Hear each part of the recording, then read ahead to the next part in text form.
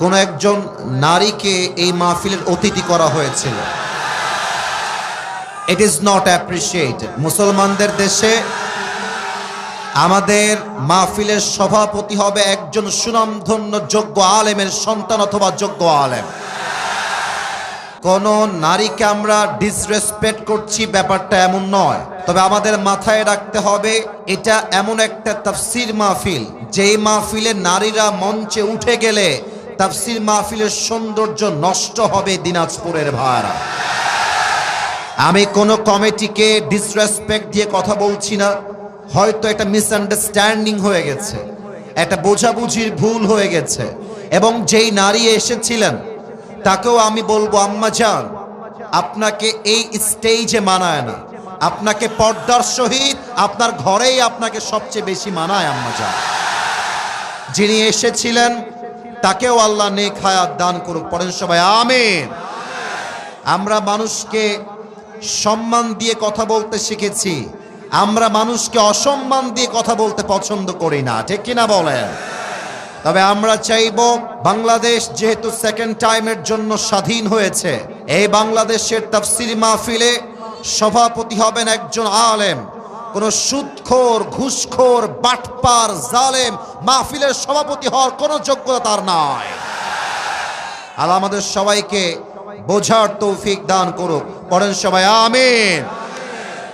এবং আমি আজকের এই মাহফিলে যা দেখতে পাচ্ছি, আমার এই ডানে, আমার এই সামনে, আমার এই বামে, আমার মন বলছে আজকের এই মাহফিলে যত অডিয়েন্স এসেছে, আমার যদি ভুল না হয়, আজকের মাহফিলে 90% বেশি কলিজার টুকরা যুবক ভাই আজকের মাহফিলে এসেছে। আল্লাহ এই যুবকদেরকে ইসলামের সৈনিক হিসেবে কবুল এবং মঞ্জুর করে নিক, পড়েন সবাই আমিন। আমার প্রিয় ভাইরা, সাউন্ড সিস্টেম ঠিক করার জন্য they are trying their best level, একটু সময় দেন। বামে অলরেডি সাউন্ড অনেকটাই ঠিকঠাক হয়ে গিয়েছে, জাস্ট ডানে বক্সটা ঠিক হয়ে গেলেই it will be perfect, more better. এই তো মাশাআল্লাহ, এটাই তো আমি চাচ্ছিলাম, এটাই আমি চাচ্ছিলাম। আমিও খুশি, যুবকরাও খুশি হয়ে যাবে এখন। আল্লাহ আমাদের সবাইকে দোয়া করে বাসায় যাওয়ার তৌফিক দান করুক, পড়েন সবাই আমিন। আমার প্রিয় দিনাজপুরের চিরির বন্দরের ভাড়া, চিরির বন্দরে রাতের বেলা কখনো আসা হয় নাই, দিনের বেলা আসার সুযোগ হয়েছে। আমি দিনের বেলা এসে যেই পরিমাণ মানুষ দেখেছিলাম আমি তাফসীর মাহফিলে দিনের বেলা, আমার তখনই বুঝা হয়ে গেছে দিনাজপুরের মাটি হলো একটা ইসলামের ঘাঁটি যুবক ভাড়া। এবং আমার মনে হয় রংপুর, দিনাজপুর, ঠাকুরগাঁও, এই প্রত্যেকটা জেলার সন্তান কাপুরুষের বাচ্চা নয়, সব বীর পুরুষের বাচ্চা এরা। তার লাইভ প্রমাণ হলো আমাদের শহীদ আবু সাইদ। রংপুরের জমিনে শহীদ আবু সাইদ তার বুকের তাজা রক্ত দিয়ে প্রমাণ করেছে, মুসলমান বাঁচলে বিড়ালের মতো নয়, সিংহের মতো মুসলমানরা বাঁচে। এটা সেই দিনাজপুরের মাটি, এটা সেই রংপুরের মাটি। অতএব যদিও আজকে রাত করে আমাকে ওঠানো হয়েছে, আমি অনেক আগে বলেছিলাম যে ভাই রে আমাকে আগে উঠায়েন ভাই, তা আমার ভাইরা বলেছে হুজুর না, আপনাকে আমরা 11টার পরে উঠাবো। তখন বুঝে গেলাম যে এলাকার লোকের সিস্টেম হলো এইরকম, যদি ফজরের আজান পর্যন্ত ওয়াজ হয় তাও সবাই বসে বসে ওয়াজ শুনে বাসায় ফিরে যাবে। অতএব টাইম আমাকে যেটা দেওয়া হয়েছে আমি সেই টাইমে এসেছি। আমি ভূমিকায় কথা বাড়াতে চাই না, রমজান নিয়ে কিছু কথা বলতে চাই। এই কথাগুলো শেষ হয়ে গেলেই আমি আমার মূল যে সূরাকে আজকে নির্বাচন করেছি তাফসীর করার জন্য, সেই সূরার থেকে তাফসীর পেশ করব। আমি সবাইকে প্রশ্ন করতে চাই, ইংরেজি যে মাসটা চলছে এই মাসটার নাম কি? আচ্ছা, এত আস্তে বললে কি হয়, বলেন সবাই, নাম কি? ফেব্রুয়ারি। এবার আরেকটা প্রশ্ন করছি, অনেকে উত্তর দিতে ভয় পাবে, তবু আশা রাখবো আওয়াজ করে আমি উত্তর পাবো। এটার ইংরেজি নাম হচ্ছে ফেব্রুয়ারি, বাট আরবি এই মাসের নাম কি?